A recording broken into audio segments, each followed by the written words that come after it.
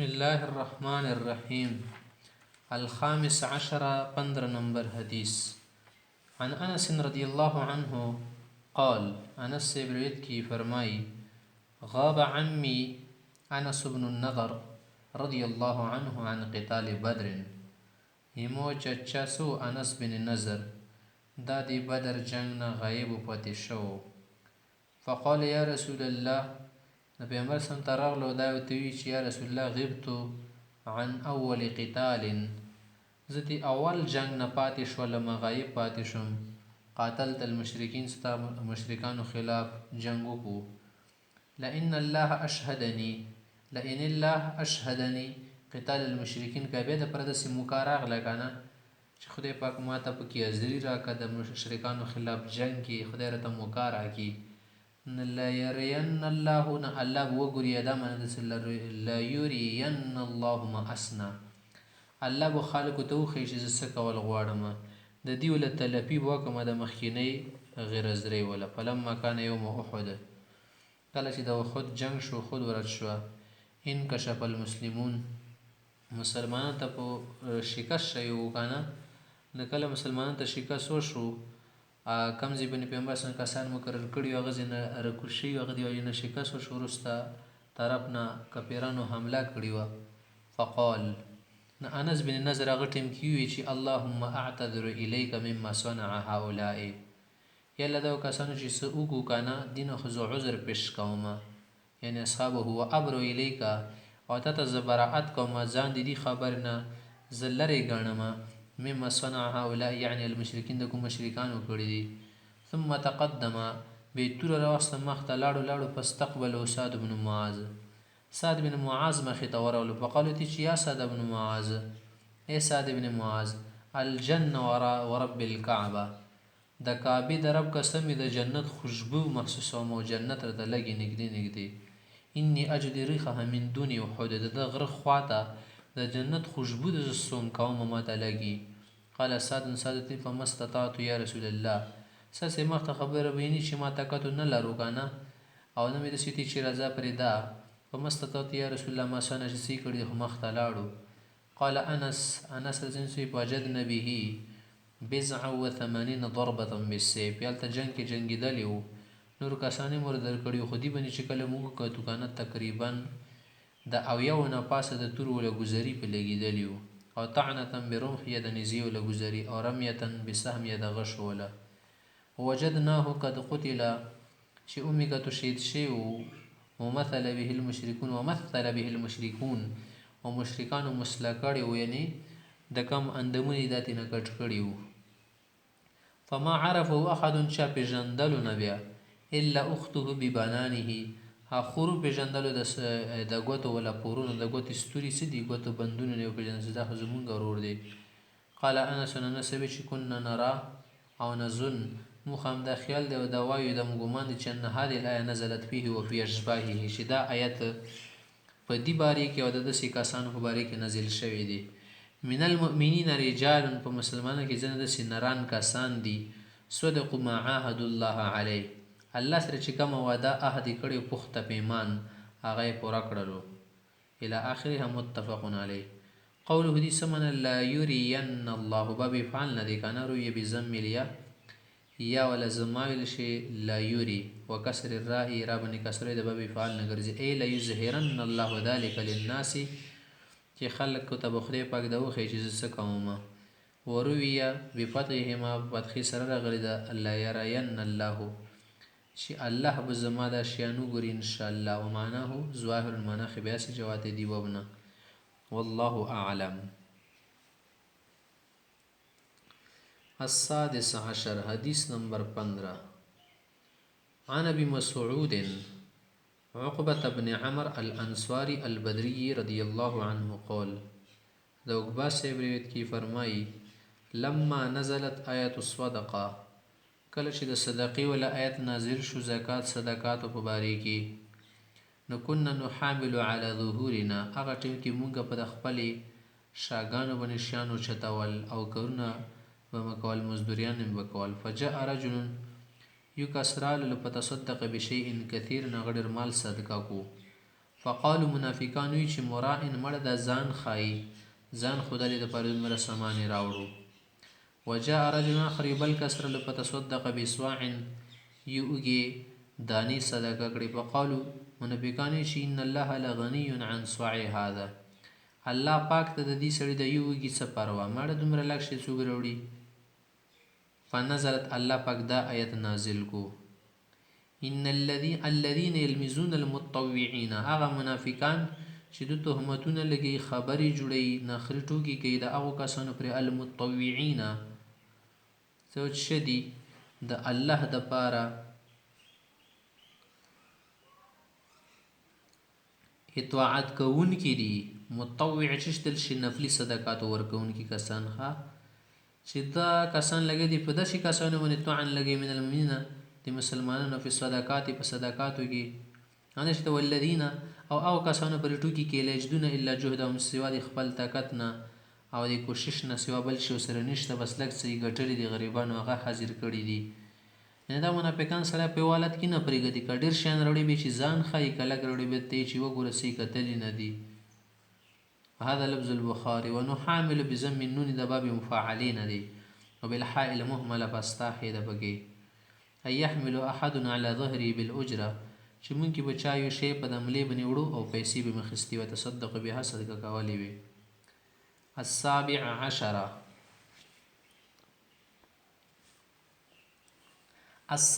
عشر ولسم نمبر حديث عن سعيد بن عبد العزيز عن ربيعة بن يزيد عن أبي إدريس الخولاني عن أبي ذر جندب بن جنادة رضي الله عنه عن النبي صلى الله عليه وسلم. دا صحابي سیب چې کې روایت کې مختلف پیغمبر اسلام نه فيما يروي عن الله تبارك وتعالى او پیغمبر سم دی الله تعالی نه نقل کوي الله تعالی سری انه قال الله جل جلاله فرمایي دي یا عبادي اے د مټول بندگانو اني حرمت الظلم على نفسي چې ظلم ما په ځان باندې حرام ګرځول دي. الله پاک خو ظلم نه کوي کنه مطلب دې چې ظلم نه کوم حرام ګرځول دا معنا ده. وجعلته بينكم محرما تاسو منځ کې ما ظلم کول حرام ګرځولي فلا تظالموا ظلم ما کوئ زیادتی ما کوئ بې ځایه شیان ما استعمالوئ دي تاسو ظلم ویلی شي. یا عبادي مخته الله فرمایي زما بندگانو کلکم ضال تاسو ټول بېلاري یئ تاسو کې هر سړی بېلاري او مخکې له منهجي تو چاته چې زه لارو ښیم هغه د خدای پاک سیده کي د ازغي کریګرانو خو نه دي تېرې کړي دا خدای پاک تېره کړي دي که نه.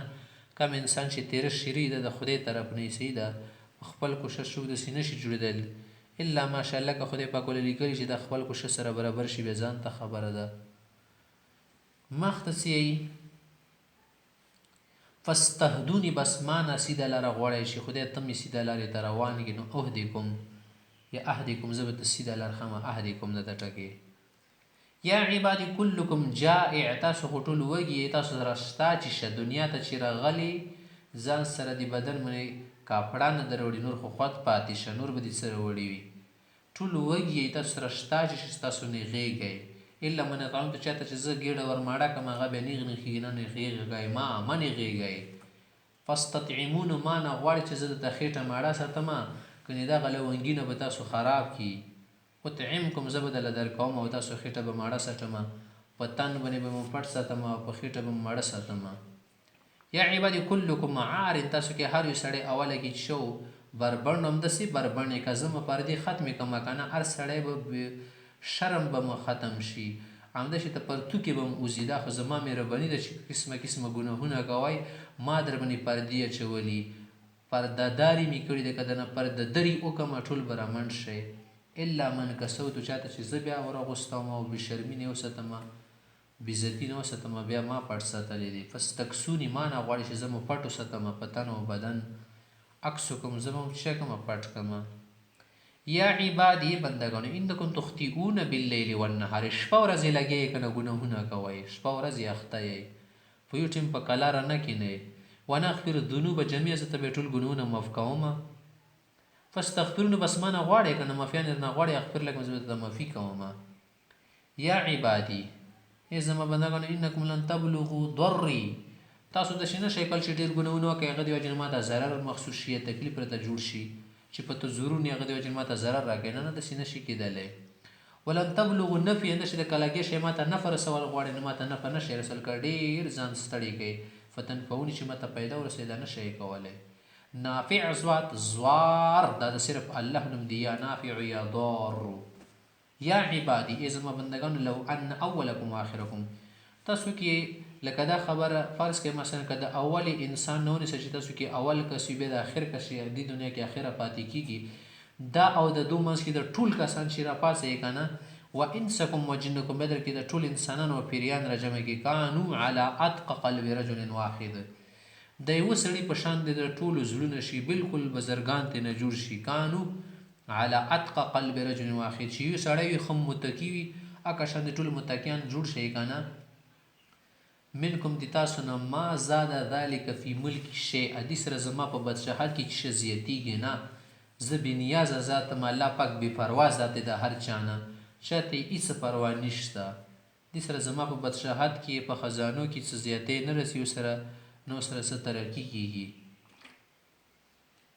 مخکې به یا عبادي لو ان اولکم واخرکم، تاسو ټول اول نه تر اخره پورې شروع شئ، و انسکم و جنکم پیران انسانان، کانو علی افجر قلب رجل واحد، د یو د بدترین انسان په شان دی جوړ شي، لکه فرعون او ظالم کافر مرتد وګرځي، ټول داسې جوړ شي که نه.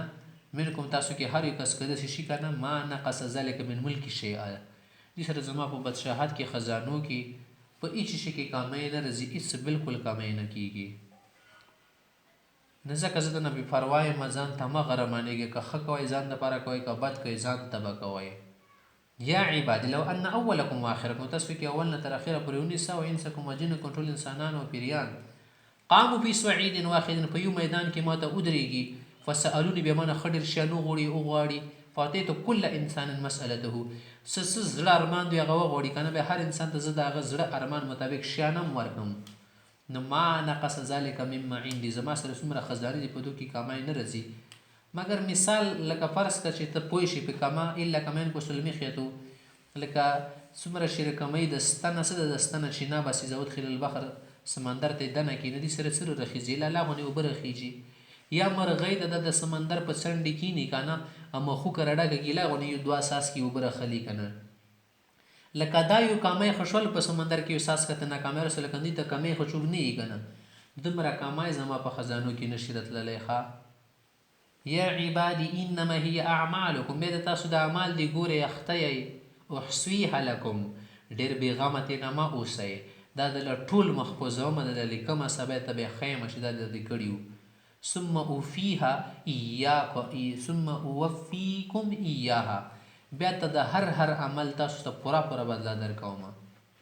فمن وجد خیرا، که چا ښه بدله ومندله، فلیحمد الله، خدای شکر ادا کېده د دې کمال نه شو، او په دې د خوشحاله شي چې خدای شکر دی چې تا توفیق را کړی و. ومن وجد غیر ذلک، بیا چاته بده بدله میلاو شوه که نه، نو بیا دې بل چا پسې خبرې مه کوئ، ځان ته دې اول کنځلې وکړي، ځان پسې دې وغږېږي.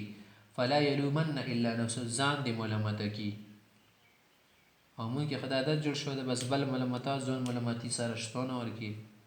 قال سید صاحب وایي کان ابو ادریس اذا حدث بهذا الحدیث، کله چې ابو ادریس حولاني صاحب دا حدیث بینولو د ډېرې روب دی واجې نه، جثا علی رکبتیه، زنګانو باندې به داسې راکېناستلو، لکه په ویلوړي څه بینه سړی د هیبت نه راکېني، یا څه نوسته په تلی شکل کې بیا به دا په زنګانو شو ته. رواه مسلم روی نه عن الامام احمد بن حنبل رحمه الله قال، مو د امام احمد صاحب دا خبر نقل کړې ده، غیر د لیس لاهل الشام حدیث اشرف من هذا الحدیث، دا حدیث خو شامی راویانو ذکر کړی دی که نه، کوم شامي لکي چې هغو دپاره د دین بل اعزاز ولا حدیث نشته. باب الحث، دا باب د په بیان د چی شي کې ترغیب ورکول، ورتیزول، برانګیخته کرنا و بار نه ترغیب دینا علی الازدیاد من الخیر، په دی خبره چې زیات نه زیات خیر را جمع کوئ. فی اواخر العمر، خصوصا په اخیری عمر کې سړی چې شي اخر عمر کې شي که نه، بیا د یا خیر توجه ورکړي.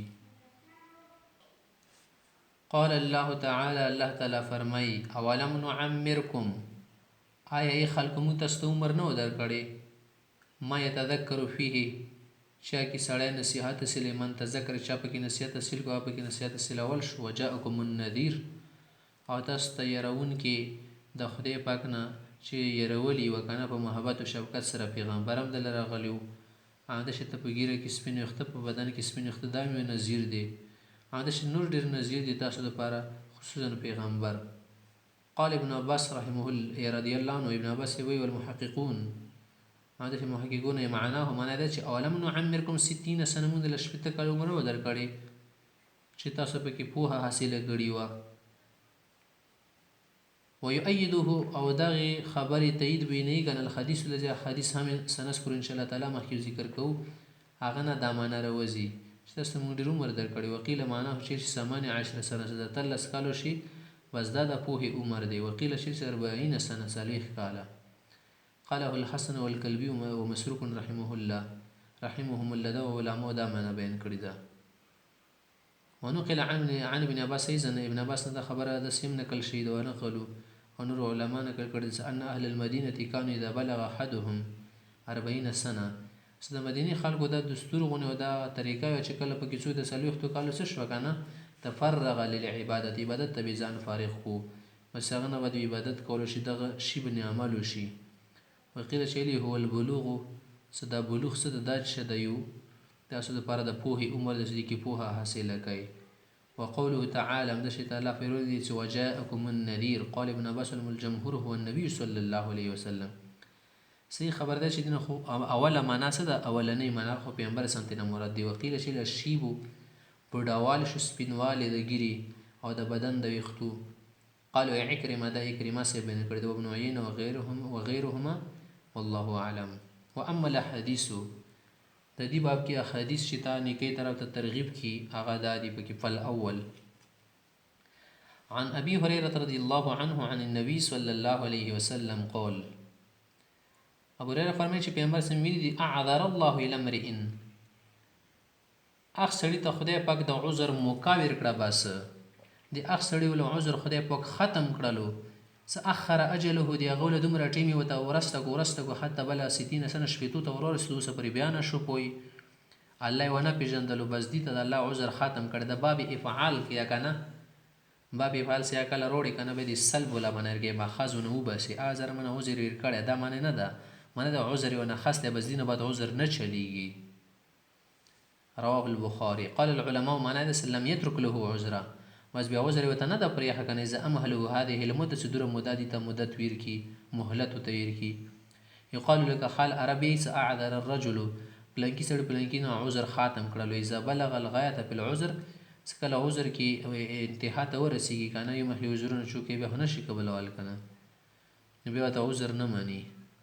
الثاني دویم نمبر حدیث عن ابن عباس رضي الله عنهما قال ناظر سیورت کی چې کان عمر رضی الله عنه يدخلني مع اشیاخ بدر زه د عمر سے بزم مشورې کې د بدر لکم وختینی کاسونو کنه دوسره بزم مشورې کې کیناوله اشیاخ نه بس بډاګون نه دی مراد منه عمر رسیده کاسونو کې زیات عمر ولا فكأن بعضهم وجد في نفسي ځنه کاسونو ته زړه کې خبره مخصوصه شوله صدا حکم عمر د موږ سره ولي کینی لم يدخل هذا معنا د موږ سره ولي کینی ولنا ابناء مثله د شرط موږ زمان شتاغنه کینی. فقال عمر سوتی چې انه من حيث علمت تاسو خدا معلومه دي خبرنا انه من حيث علمتم فدعاني ذات يوم نیوار زیرا وخت فدخلني ما سره بیا مجلس کې کینول فما رايتم متمعلومه شسيرنن دا زمیخته کوي فما رايتم متمعلومه شس انه دعاني يوم الا ليريهم زی سره پندې د پاره راغوښت انساغو ته وروخی چې د مو د ویلې ځون سره کینې مقصد څه د اخر.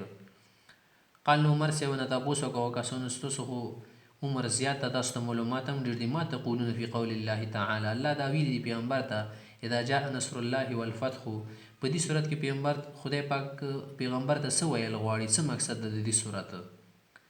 فقال بعض زنو مشران فکې چې مرنا دې صورت کې موږ ته حکم شه د احمد الله ونستغفر سمو خدای پاک سانا صفت بیان کو مفیتن وغړي ز نصرنا اذا نصرنا سکله خدای زموږ مدد وکي او فتح علينا موږ نه هلاکی فتح کی. وسکت بعض زنو جواب نه کوي فلم يقول شيء سيونوي فقال لي نو عمر سي ماتي شي ابن عباس ته پکې سوي ته پکې څه ویل غواړې کذلک تقول ابن عباس ته پکې دا ویل غواړې فقلت مې چې لا لا دا خبره زه پکې نه کوم. قال متي چې فما تقول څه ویل غواړې دې تفسیر څه کیدلی شي. قلت موتی چې دی آیات کې دغه آیتونو سورتونو کې دغه سورت کې د دې خبرې بیان صرف نه ده چې محمد استغفار وکړو. هو عجل رسول الله صلی الله علیه وسلم اعلم له. ما خو همدا تفسیر معلوم دی چې دا د پیغمبر سم عجل خبره کوي چې فتح راغلی د جاء نصر الله والفتح معنی ده چې د پیغمبر به دینه بعد اوچتېږي که نه. قال اذا جاء نصر الله والفتح وذلك علامة اجلك بس دا د اجل نیټه ده علامه ده. فسبح بحمد ربك واستغفره انه كان توابا دینه بعد خدای پاک ته ډېر استغفار حمد وکړه. فقال عمر رضی الله عنه عمر سی وی چې ما اعلم منها الا ما تقول چې کومه معنا تینا ته مراد اخلي کنه ته معلومه ده معنا زم پیژنم چې دی هم دا معنا ځکه خو ته پیژنم کنه او ځکه خو دلته چې کوم خلکو سره د خلاو مشت د علم خاوند دی. رواه البخاري. د دې خبره نه څه معنا شوله څه آخري عمر کې پیغمبر صلی الله علیه وسلم ته استغفار حکم شوی وکنه او د حمد وغیرہ چې د خدای پاک ډېر حمد وکړي دې صورت کې هم دا خبره بیان ده او سره سره د ابن عباس فضیلت پکې رالو. الثالث عن عائشة رضی الله عنها قالت عائشہ صاحب وایي چې ما صلى رسول الله صلی الله علیه وسلم صلاة پیغمبر څنګه چې موږ زمونه د کړي دي کنه بعد ان نزلت علیه چې کله دا صورت په نازل شو دینه باندې چې کوم منځ کوله کنه به دا پکې ویلو اذا جاء نصر الله والفتح کله دا صورت نازل شو کنه الا يقول فيها نو دا پکې ویلو چې سبحانك ربنا وبحمدك اللهم اغفر لي متفق علیه. دا کلمات پیغمبر سره خاص یې په نفلي منځونو کې ویلو. وفي روايه في الصحيحين عنها د عائشہ صاحب بخاری مسلم کې د شی تر روایت راغلی دی کان رسول الله صلی الله علیه وسلم یکثر ان یقول في ركوعه وسجوده. پیغمبر سم رکوع سجدي کې دا کلمات ډیر ویل سبحانك اللهم ربنا وبحمدك اللهم اغفر لي. نو خدای په خو ته حکم کړی کنه فسبح بحمدک واستغفر نه ته اول القرآن قرآن کریم باندې عمل کولو ځکه چې کوم شی په قرآن کې موجود هغه د پیغمبر سم په ژوندۍ کې موجود وو. معنی ته اول القرآن سمنه د ای يعمل ما امر به في القرآن قرآن کې ته کوم حکم راغلی مغه باندې عمل کولا څه حکم په قول تعالی فسبح بحمد ربك واستغفره. وفي رواية لمسلم شريف فرد كده سير غير كان رسول الله صلى الله عليه وسلم يكثر يقول قبل أن يموت مرنا ما كيف مثلا ذا كلمات دير ويلو سبحانك اللهم وبحمدك أستغفرك وأتوب إليك. قالت عائشة عائشة ووايشي ما يفرق بمسنتي قلت يا رسول الله ما هذه الكلمات التي أراك سوجد ذا كلمة زبور ما شتاس وايي كان اراك احدثتها تقولها نن سبا دی وای مخکې خود نه ویلې. قال پیغمبر صلی الله علیه وسلم جعلت لي علامه في امتي دا ما د پر په امت کې علامه ګرځولې شي دا زرا ایتها چې کله زدا وګرم قلتها بدا کلمات وای ما غد شد اذا جاء نصر الله والفتح الى اخر السوره. وفي روايه له بلغ کې د سر غلی کان رسول الله صلی الله علیه وسلم یکثر من قوله دا کلمات ډیر ویل سبحان الله وبحمده استغفر الله واتوب الیه. قالت عائشة سبيس قلت يا رسول الله تبصك وراك تكثر من قول يا رسول الله خدا دير وايد سبحان الله وبحمده يستغفر الله واتوب اليه. وقال دي جدا زكا ما اخبرني ربي ما تاخذ تعالى خبر رکړی چې انه سارا علامه انه سوري علامه في امتي چې ما ته ویوا علامه راخای یعنی ما ته چې زبد علامه خایمه ته په امت کې یا ما ته بلا ما خیل شي په زر ایتو چې کله زه وګورم اکثرتو من قول زبده کدا ډیر وای مش سبحان الله وبحمده استغفر الله واتوب الیه. فقد رأيت علامه یو کتل صدا ادا سورۃ نازل شو کنه دینه زما اجل قریب دی اذا جاء نصر الله والفتح هغه علامه چې فتح مکه فتح شوله هغه نه ودی ډیر خلک اسلام ته نه وته کنه فوج در فوج جوق در جوق خلک اسلام ته نه وته بیا. ورأيت الناس يدخلون في دين الله أفواجا هورغا خلق چې اسلام ته فوج در فوج داخليږي فسبح بحمد ربك واستغفره. خدای پاک حمد ثنا صفات تسبیح تقدیس بیان کا او استغفار بیان کا انه کان توابا الله رب العزت رجوع کوونکی دی رحم کوونکی. الرابع عن انس رضي الله عنه قال انس فرمای ان الله عز وجل تابع الوحي على رسول الله صلى الله عليه وسلم قبل وفاته چې خدای تعالی پیغمبر سره باندې وحي د وفات نه مخکې مسلسل کړله تابعا مسلسل یې څه کړي حتی توفیه چې کله وفات کېده اکثر ما کان الوحي هغه ټیم کې وحي ورباندې ډېر هغو ورځو کې متفقون علیه. الخامس عن جابر رضی الله عنه قول جابر سے فرمائی قول رسول الله صلی الله علیه وسلم فرمائی یبعث کل عبد هر انسان به په هغې حالت کې راپسولی شي علی ما مات علیه چې کوم حالت کې وله مرګ رغلی وي. که یې سړی ته په بد حالت کې وفات شو بد حالت کې به راپاڅېږي، که یې سړی ته د منځه په حالت کې وفات شو منځه حالت کې به راپاڅېږي. د دې دپاره ښه علامه ده چې به راپاڅېده په بد حالت کې دي معنا دي په مرګ هم دې حالت کې شي او نه شي ته بیا چې کله راپاڅېدلی شي نور حالات دي بیا همده شي حشره پورې هماغه حالت کې وي. رواه مسلمن.